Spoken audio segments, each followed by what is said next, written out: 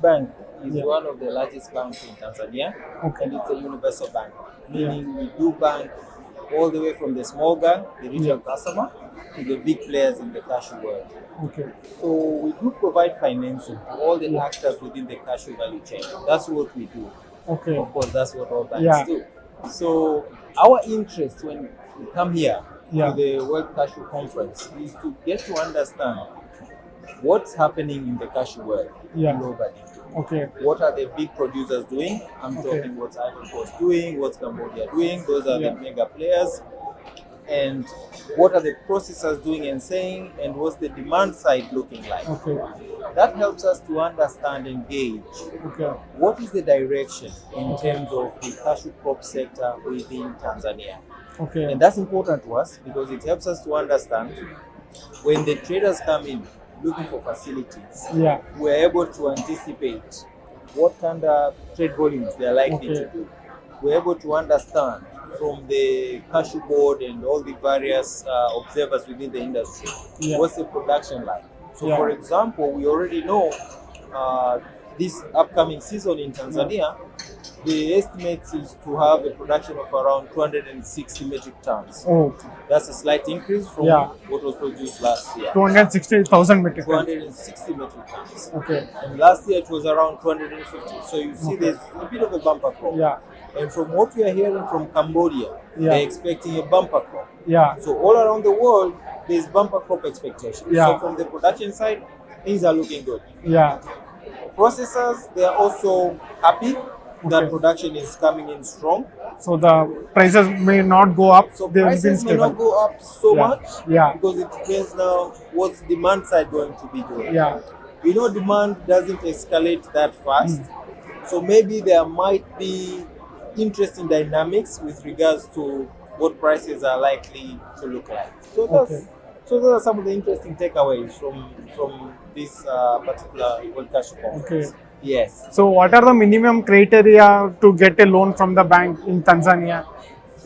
So very good question, Avin. In terms of getting a loan, it just depends. What's your business? And where within the value chain do you play? So for example, for the big players, you find they're often interested in trade finance facilities. These are guys who would try to do some huge few $1 million type of businesses. And we do provide for that. So depending on the kind of business relationship we have, the history of how we do with them, and so forth. There's many things there that we do consider as a normal credit consideration will go, but net easy because we try to facilitate business. That's our role. Being the big bank within the country, you have a duty to help the government's policy to support agriculture. Cashew crop being one of the important crops within the country, we take effort to make sure that it is appropriately supported. We look after the little guys too. So for example, in Tanzania, maybe this is worth mentioning, we do have a warehouse receipt kind of system. And I think it's been spoken of within the various forums. So warehouse receipts helps us to finance the little guy. So once they've submitted their the material comes into warehouse, we can there you can finance against the warehouse receipt. So that's really nice because then we're able to establish records of how much a farmer is bringing to the warehouse, has brought to the warehouse, and we're able to do a discount in anticipation of their cashew sales. So it's good for us as a bank to know what are the prices like, so that we can give just enough, so that we don't overcommit or we don't undercommit, so that we are not giving that farmer the appropriate value. So that's what we do. One more important thing in banking is interest rate and payback period. So how does the Tanzania bank manage those things, interest rates and the payback period? So interest rates in Tanzania, especially for the farmers, the loans are very affordable. There is a special facility that the government via Bank of Tanzania, which is the regulatory authority for the banking industry, that put in place. So they did put in place a special lending window whereby farmers can access financing at a very much discounted rate. So you find that on a normal commercial loan for the SMEs. Maybe the rate is somewhere around 18, 20, 20 something percent. It's a high interest rate environment. Yeah. But for farmers, they can access loans at 9%. Oh, much cheaper compared to those Much loans. cheaper compared to the regular commercial loans.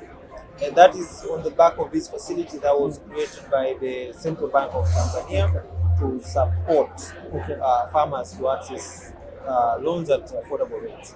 This is important because if you look at Tanzania macros, the more than, I would say, 60-something% of people are employed within the various agro value chains. Yes. Cashew being just one of them. Yeah. And cashew being an important subsector and it being very well structured, that facility at those affordable rates come in very handy. And you can look at the numbers. Growth of credit within the agri subsector in Tanzania has been very, very massive over the last 2 to 3 years due to this deliberate initiative by the government. Yeah, so that's what we are doing. If an outside player wants to come and invest in Tanzania, they are more than welcome. We do have a special ministry within the government that looks after these investors from abroad, and there is a Tanzania Investment Center. You go via Tanzania Investment Center to get domestically registered and recognized, and then once you do fulfill those conditions therein, you are able to access facilities from the local banks to establish your production and whatever other business within the country.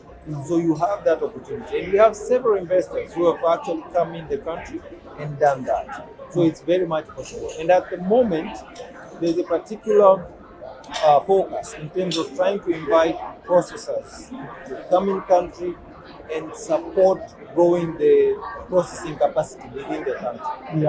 This is important because we do export a lot of our raw cashew to India, Vietnam. Those are the big players who take there. But it's high time we start considering increasing the processing capacity within Tanzania. For several reasons that maybe I may not go into them given the time that we have for this conversation, but key amongst them for sustainability and value addition. Those are important considerations. You know, when you transport raw cashew all the way from Tanzania to India and Vietnam, the fuel consumption in terms of transportation and all that, it's more than if you were to process it locally and ship only the semi-processed produce or even final produce if you have. So the sustainability game is changing some of these considerations at global stage. Now, whether we are going to be able to process as much as we are producing, that remains to be seen, even though it's the current position that we are making honest attempt to be able to do that by the year 2030. Now, 2030 is not so far off. So we only have some 5 years to see if we've been able to realize such production capacity. But it's an interesting challenge. Thank you so much.